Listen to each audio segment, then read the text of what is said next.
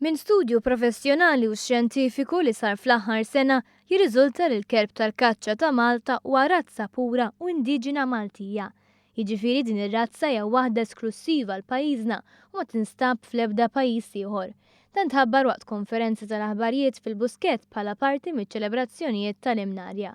Ir-riċerka fuq din ir-razza ta' klieb kienet ikkummissjonata mill-Federazzjoni Kaċċaturi Nassaba u Konservazzjonisti l-FKNK u tmexxiet mill-veterinarju Martin De Battista fejn inġabru 20 kampjun ta' demm minn dawn il-klieb u ntbagħtu f'laboratorju internazzjonali.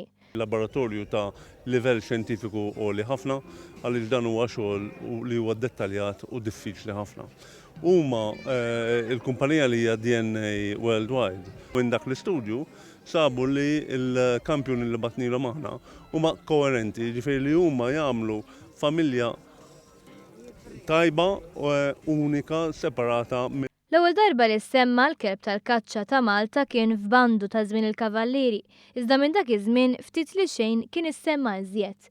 Id-dentist James Gallia li kollabora f'dan l-istudju u li wkoll inisser il-kelb tal-kaċċa ta' Malta jgħidilna aktar dwar dan il-kelb. Differenti minn klieb oħrajn u li għalkemm forsi ġiet nissel fil-passat intużaw klieb biex ovvjament bħal kull razza biex jiġi format il-kelb tal-kaċċa ta' Malta imma huwa uniku. U nistgħu ngħidu li l-kelb tal-kaċċa ta' Malta huwa indiġenu.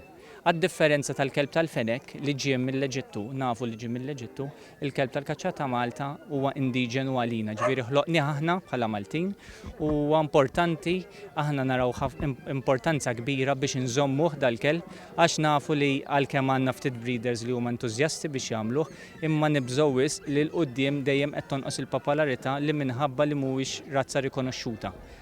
Issa jonqos biss li din ir-razza tiġi rikonoxxuta b'mod internazzjonali u tibda tissejjaħ anke fuq livell internazzjonali bħala l-kelb tal-kaċċa ta' Malta.